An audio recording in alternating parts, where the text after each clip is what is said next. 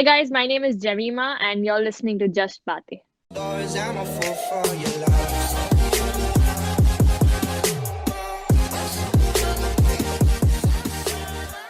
Hey guys, welcome back to Just Baatein. My name is Aswin, and unlike always, I do have Praatibh alongside with me, except literally, this is our first episode together, and things are a little bit different today. Our podcast is going out on a Saturday and not a Sunday when it usually does. That's because today officially marks our 1 year of our podcast. But let me tell you this, there's something way bigger than just our 1 year, and that's our guest. Praatibh, do you want to introduce our guest? Yeah, so I'm going to look into this camera and introduce. Hello, first time. Let me just tell you a little bit about her. She's played hockey for Maharashtra. She's played under 17, under 19 hockey, and apart from that, she is also the first batter to score 1,000 runs in a season in under 19 cricket. Apart from that, she's only the second batswoman to score a double century in domestic cricket again. And she also plays the guitar, she also sings. There's a lot of things that she does. Very pleased to have with us Jemimah Rodrigues. Hi guys, what's up? Thank you for Hello. having me firstly. Thank you And for coming. congratulations on your 1 year. I didn't know it was, so it's a special day today.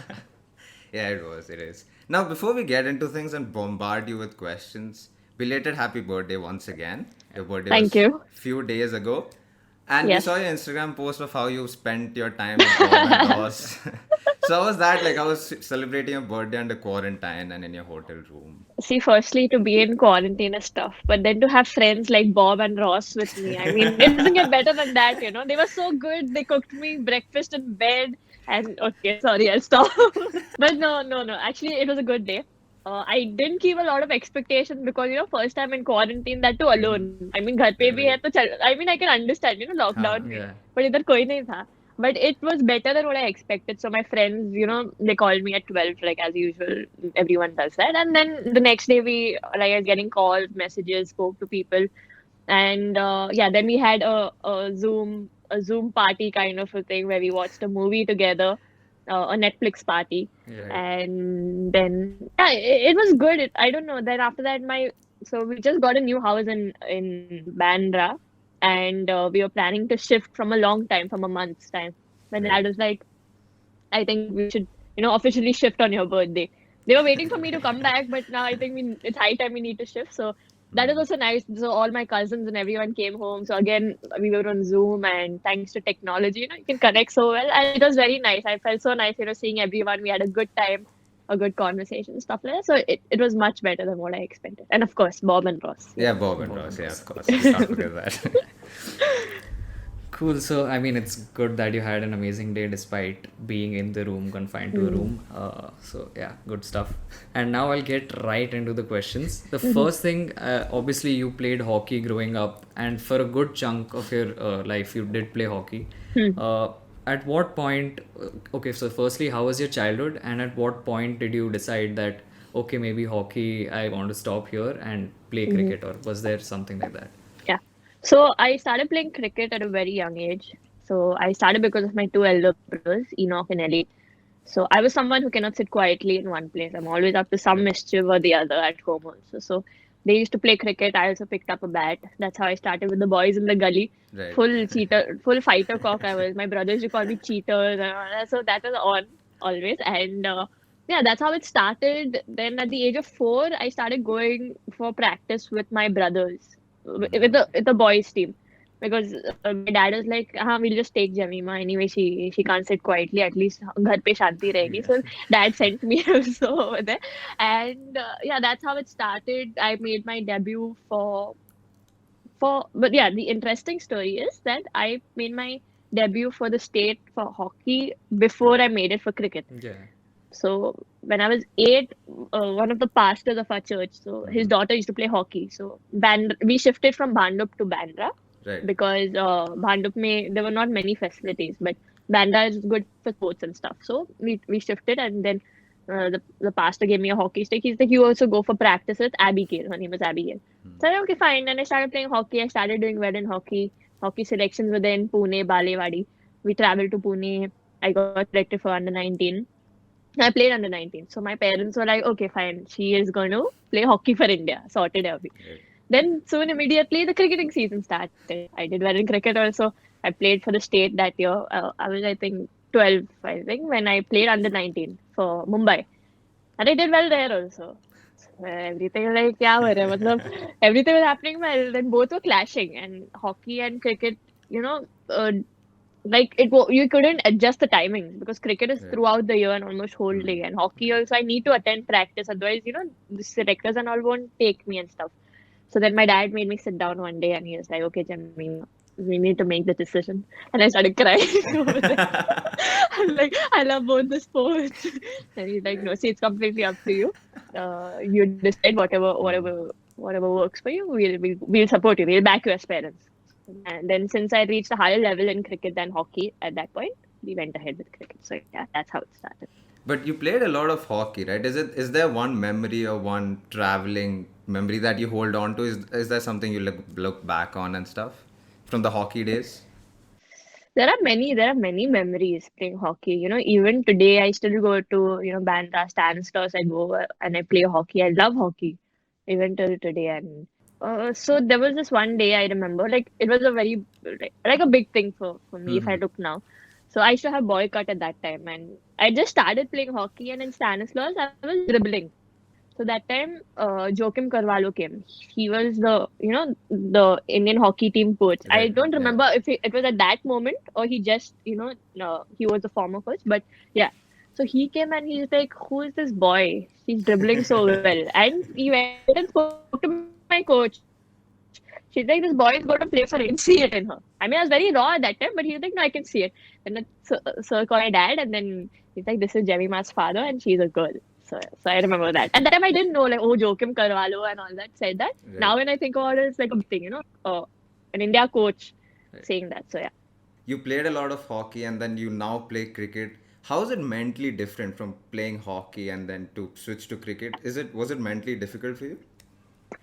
It wasn't very difficult because the basic things of hockey and cricket are very similar, like head Right. down, Huh. the footwork and stuff Right. like that. So it wasn't like a major change, anything like that. So I don't think there was any change. But in fact, if you put it forth in a way, hockey has helped my cricket a lot in Oh, fitness, because right. hockey we do a lot of fitness, a lot of running. Right. Plus, then there's a lot of wrist work. So that, if you've seen my batting, I'm kind of a wristy player. So that's because of my hockey that's developed, and the footwork gets faster.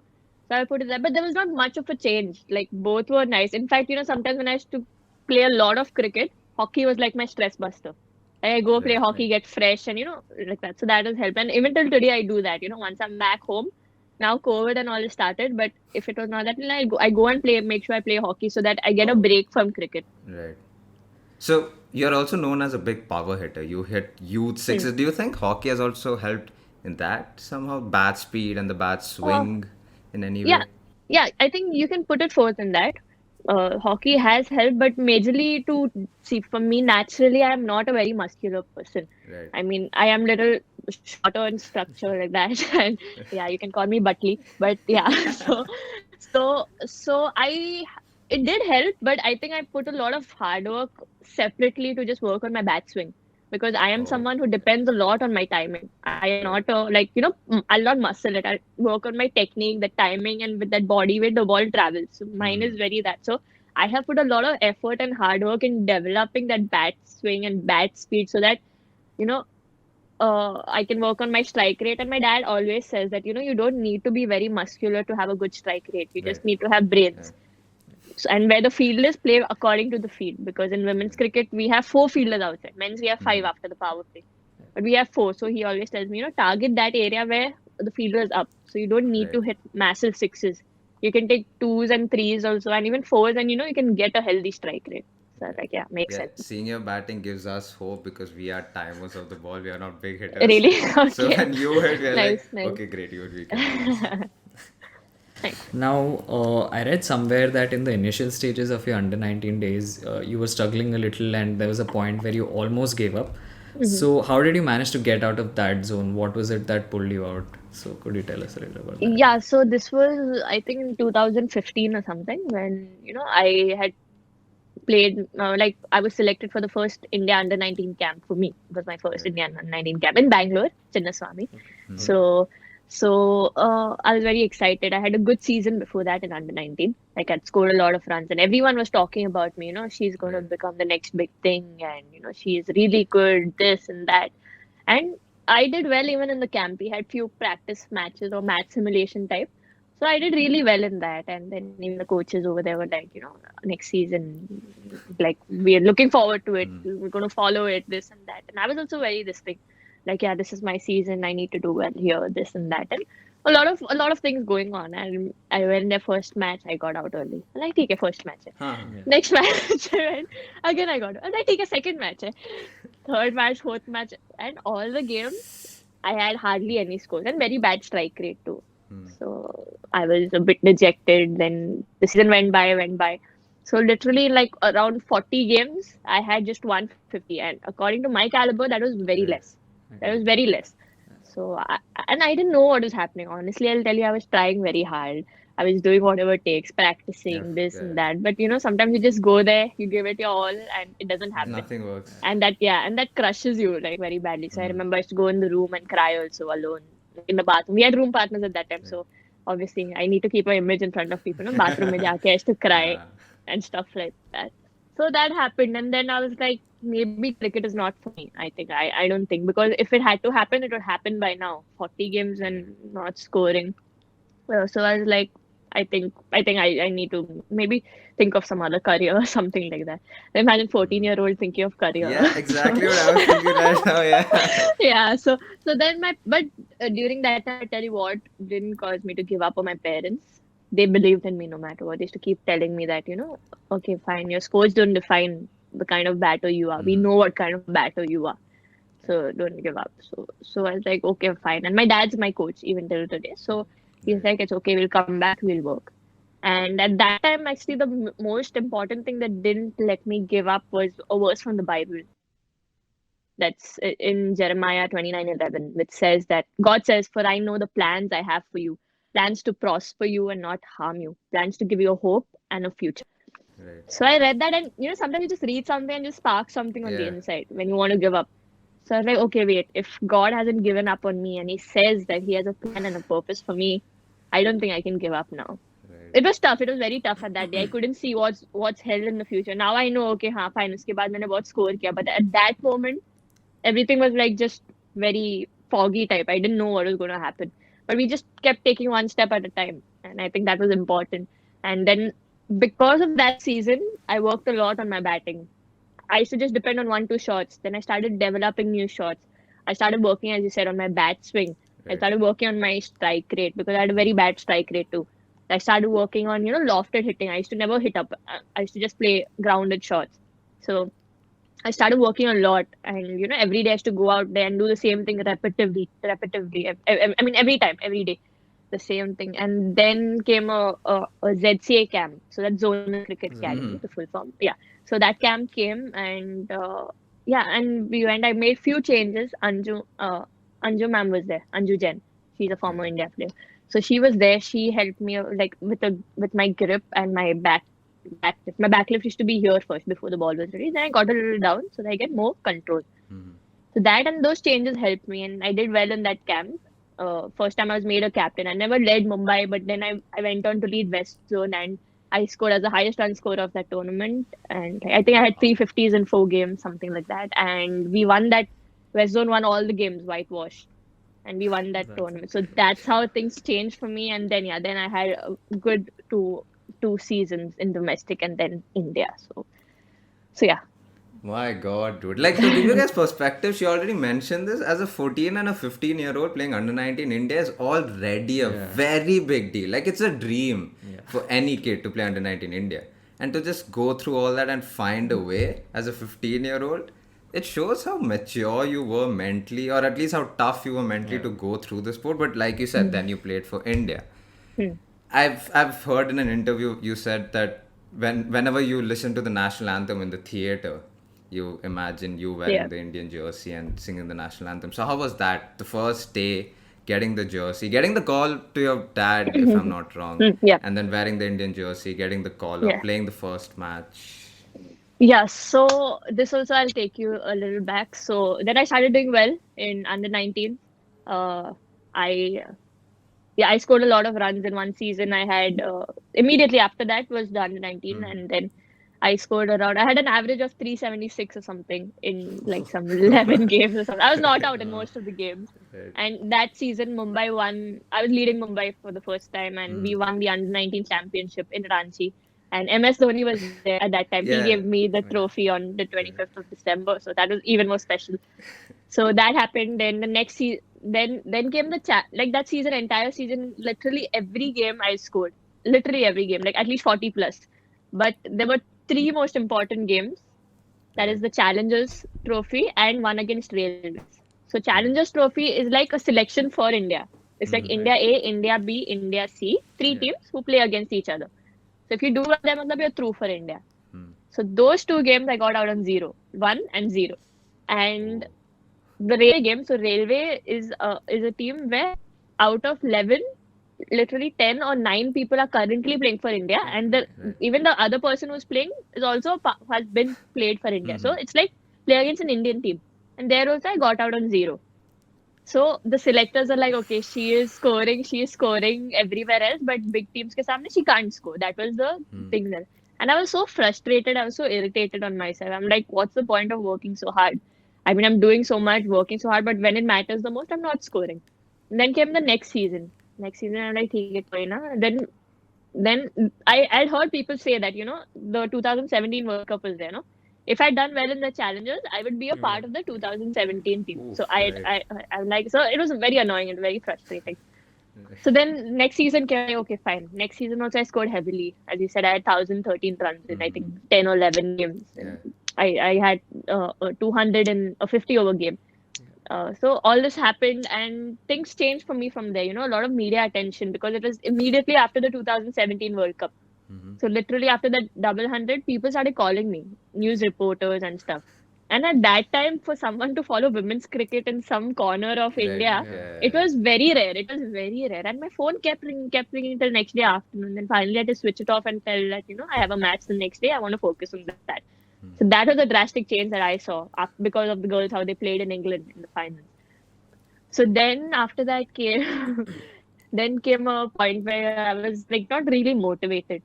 I mean, I was doing well, but I was not motivated. So then Mm. I was uh, like this, I can't play for India. If I want to play, I need to have some goal or some target. So I had gone on Google and I took a screenshot of her jersey. The jersey behind you, MS Dhoni, is that same Yeah. jersey? Yeah, that same jersey. I'd taken a screenshot and I cropped my head from one picture and I put it over there. Mm. And every day I used to see that picture and I was like, um, I am a spiritual person. I was like, Lord Jesus, thank you. This year I'm going to play for India.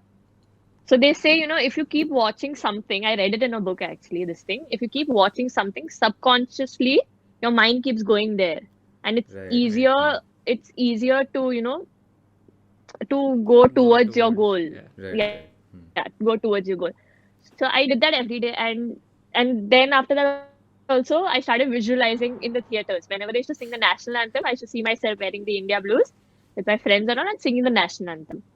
And then it was hardly, I think, after 6 months of the Challengers Trophy came. I did well. I was the third highest run scorer. I had two fifties and a 40 in 3 games, and I got selected for India. So if that was like a dream come true, I'm like, okay, That's it amazing. pays off. That's what But a but journey. I would say one thing that I wanted to get selected a year back, Right. Right. but like the I think of it now. If I would have got selected then, I wouldn't have made such an impact. After if it was like I wouldn't Right. have Right. made such an impact because I wasn't prepared there. I don't think I was prepared because after that season I worked even more harder on developing new shots and playing new shots, Mm. and then it was like God's perfect timing. It Yeah. was like that time I wasn't prepared, but it took me another year. It got me prepared, and then when I made my debut, it was something different. Otherwise, you never know. I would just be making a comeback if I would have Right. got Yeah. selected Yeah. there. So That's. also don't fight against the timing of your life. I would say that. Yeah, what a journey. Also, it shows how confident you are because I'll be very honest. Even I, when the national anthem is going on, I have a visualization, but it's of MS Dhoni singing the national anthem. The fact that you imagined yourself singing the national anthem, that shows how confident you were with yourself. So, are you generally a very confident person when you get into bat, or just generally in life? Are you? Confident. I mean, I am pretty confident if you go to see it like that. Uh, but I would say I am also a little nervous kind of a person. Right. Even today before games, like I'm a bit nervous. Like sometimes even I get a bit anxious. Okay, what's gonna happen tomorrow and stuff like that. But then see, everyone's different. Huh. I could have. I just wanted to be very honest with y'all because some other person watching this can get inspired Yeah. because everyone think okay, you're playing international level means no fear, no this thing. No, that is even more. I think when you play international cricket, so it's a part of life, and I think every person goes through something like that, something similar. Every person, but I think the best part about cricket is it just makes you stronger and helps you face your fears more than before facing the ball over there. It helps you overcome your fears and then go and face the ball there. So yeah, I am pretty confident. And growing up also, everyone used to keep talking. I said no, that she has something in it. She's going to make it big. So like that, I knew somewhere in the back of my mind I'm going to play for India, but I didn't know where, when. So yeah, I am pretty confident, but yeah, the nervousness is still there.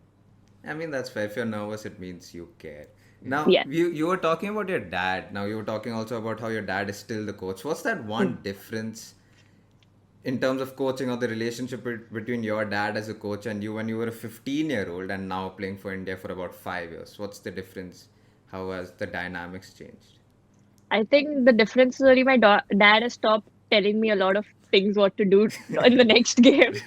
I mean, he still does. He like, Jemimah, you have to play bindas, you have to do this. But before he used to like guide me, and every he like, okay, first 10 overs you have to do this, or first 5 overs you have to do this, then you have to do this. Because I was very young Oh, at that right. time. Huh. I like a 15-year-old.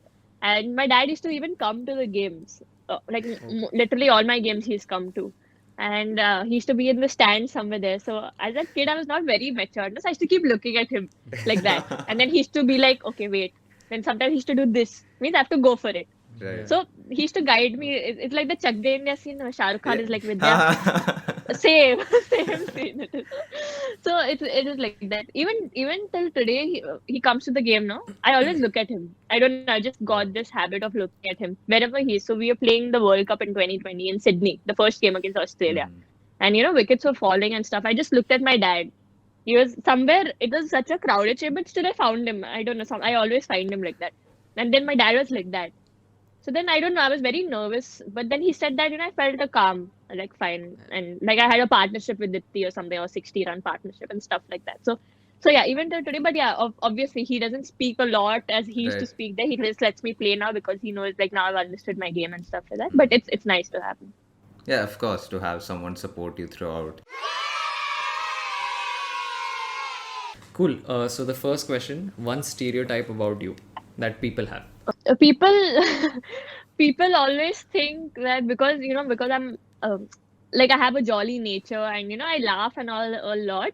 They think that I'm always like that, but they don't know that I have another side to me too, which is more emotional. So yeah, I think that will be one stereotype.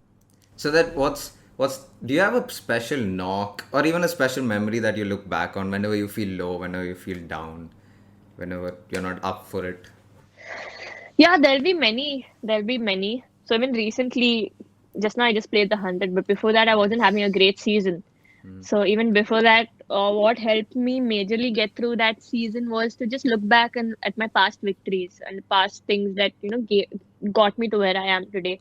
It would be my first 50 against Australia, when I was I think 17 or 18 in Mumbai only it was.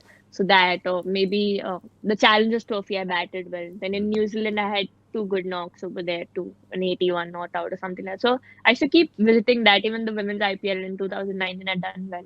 I used to keep looking that because at some time, when you're going through a bad phase, you stop having confidence in yourself. You stop believing in you, and you stop realizing what capacity or what caliber you have. It's not that it's gone anywhere. It's just that you can't see it at that moment. Yeah. But just to remind myself about all those things again gives you a lot of confidence. So actually, one time I just actually, I was not doing well mentally too. So I just stopped and maybe I put on music and I revisited from the time I started playing cricket till now. Every time I did well, every achievement, or maybe even a small 25 runs, but got the team to Right. victory. I revisited that, and it gave me so much confidence and so much self belief. Like if I've done it then, I can do it again. It's not the end of the world. And even seeing that, like I told you, when I wanted to give up, I didn't. Right. Yeah. So I was in a very similar situation even now. Mm-hmm. And one more situation had happened. After playing for India, a similar situation. I was kept out. Then I got the opportunity. I wasn't doing well and stuff like that. But I got through that phase. And we were in Sri Lanka and I ended up getting, the player of the series and stuff like that. So I was like, okay, this has happened to you, Jemmy, twice. Right. So this is not the end of the world. It's not going to end like this. I know it's tough, but it's not going to end like this. It's going to end in a better story. And then came the 100, and I did well. So I think now that special knock for me at the moment would be the 92 in the 100 I got, Right. Yeah. because that's what I look back on again, because that's what changed things for me. It's so therapeutic, or like all of your comebacks, they're so therapeutic to listen to. Now, like you said, there are times when you mentally feel low and you're not confident in yourself. Do you have someone in the team to go to talk about stuff like mentally? Who's that one go-to person for you? Yeah, it would be Smriti and Arundhati. These are Right. my two go-to people. Like I'm really close to them, and when you're especially away from home and touring a lot, you need to have someone you can fall back Yeah. on. It may be on a phone call too, but I'm blessed. Like I have them in my team too, and I have that bond. I share it with them. So they were the two people who actually kept pushing me and kept Mm. telling me because they were in England too when all this happened, and I was going through a very tough time. I sat out for the test match and the ODI. Second ODI, I got a chance. Right. I got out early. Third, I got out early. I was like, chalo, done. Pack your bags and go. Next time you're not touring with India. But Mm. but then Smriti was the one who told me, Jamie, where is your faith? I had lost hope. I had lost hope. I'll not deny that. I'd lost hope. She's like, where is your faith? You've not just come into the team. You've actually done so well in domestic, scored freaking 1,000 runs and all, and come over Yeah. here. Just come in the team. And she told me, see, tomorrow I go and score a century. It'll be just a normal thing. But imagine you from this position going and scoring 100. It'll inspire so many more girls. That's It's true. like, yeah, it makes sense. But at the moment, I have no faith. So she was, and then Arundhati was always, always the one telling me, Jemmy, you have so much in you, and like, Mm-hmm. it's not the end of the world. And she kept telling me, like, you have so many years also to you. You're very young. Stop behaving like one 25, 27-year-old. You're just 20.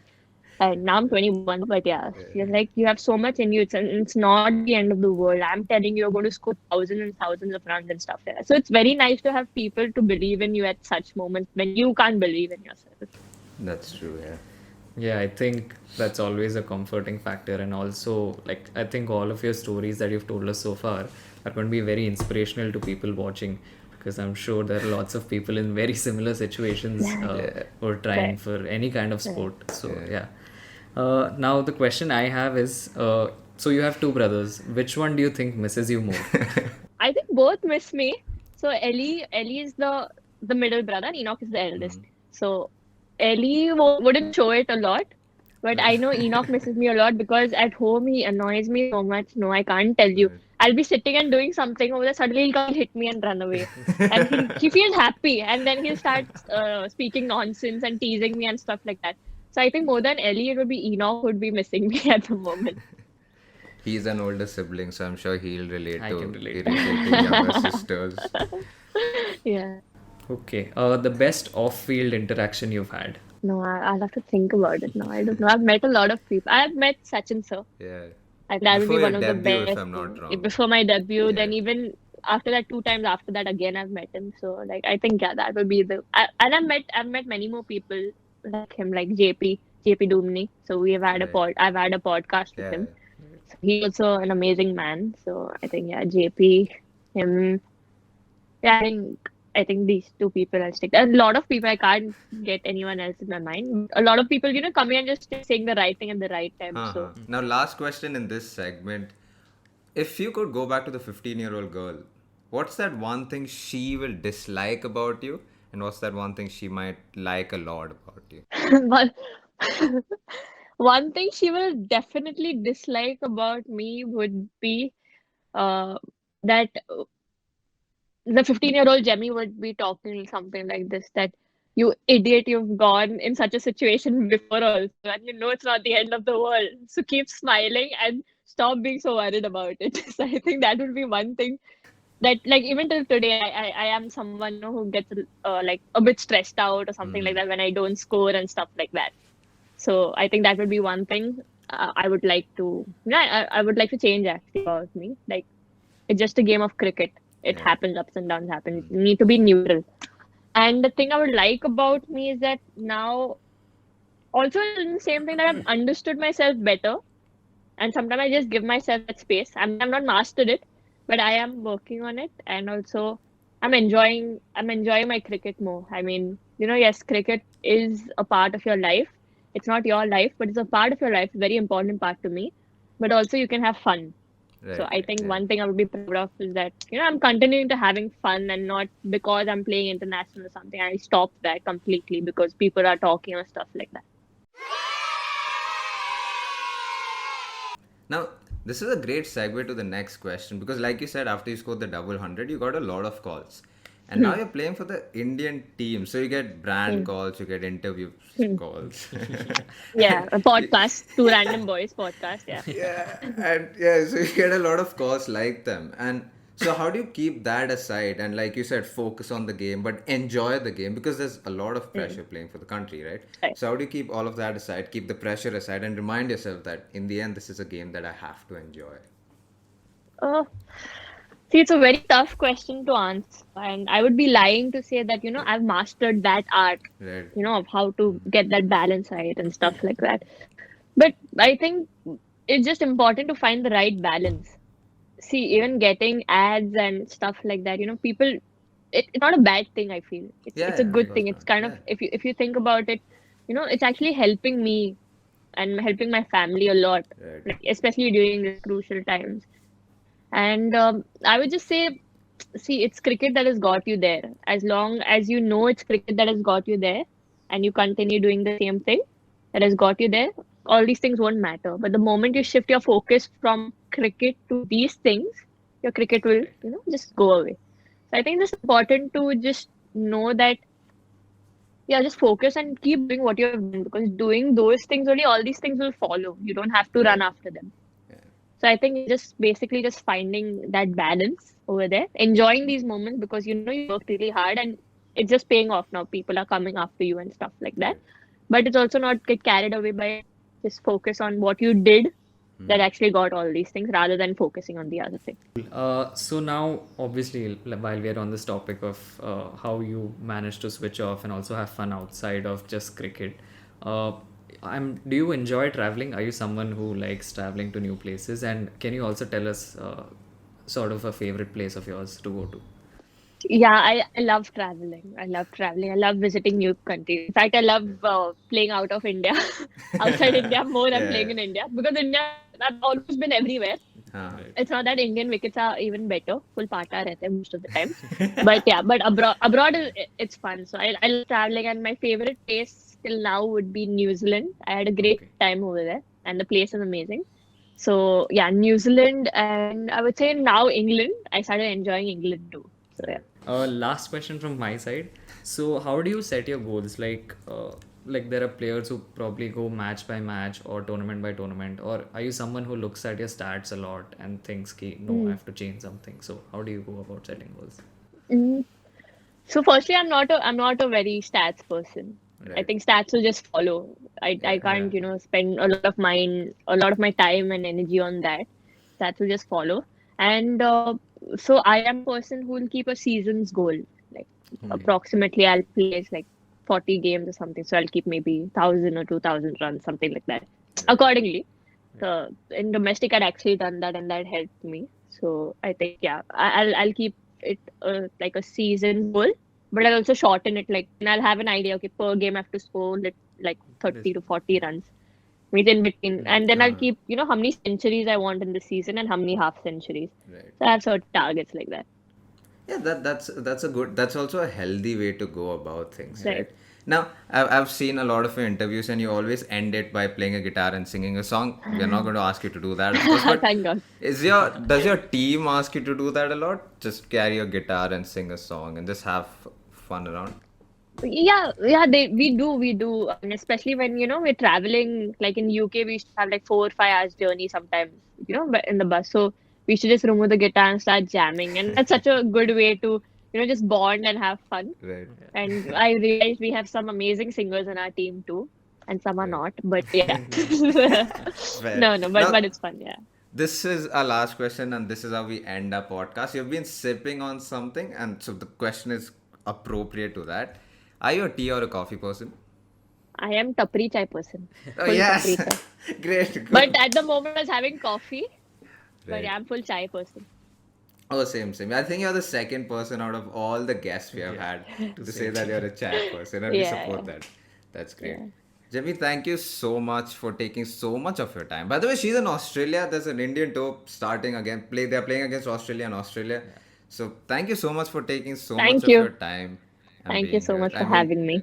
listening to you, I think I can talk to you for a long time, except we can't possibly do that. But listening to your stories and how you have bounced back, it's an inspiration to us, not only in the field of cricket, but just like this, the podcast or college or whatever we do in our lives. So thank you so much for. Thank you guys for having me. And I need to say that you both have a bright future in this, I feel, because you'll speak really well. You'll know how to kind of break the ice and get the person comfortable and also get the best out of the person. So good job on that. Thank you so much. It genuinely means a lot. When the guest has fun, that's the end of the goal, right? That's That what Right, matters. right, exactly. Guest have fun. So good. Yo, thanks for tuning into the latest episode of Just Baatein. We hope you enjoyed it and that it left you inspired. Thanks for all your support, and maybe you could support us just a little more by maybe going to our Instagram and Twitter and giving us a follow there. And also, you can listen to us on all podcasting platforms, right from Spotify to Apple Podcasts to Google Podcasts. Cheers.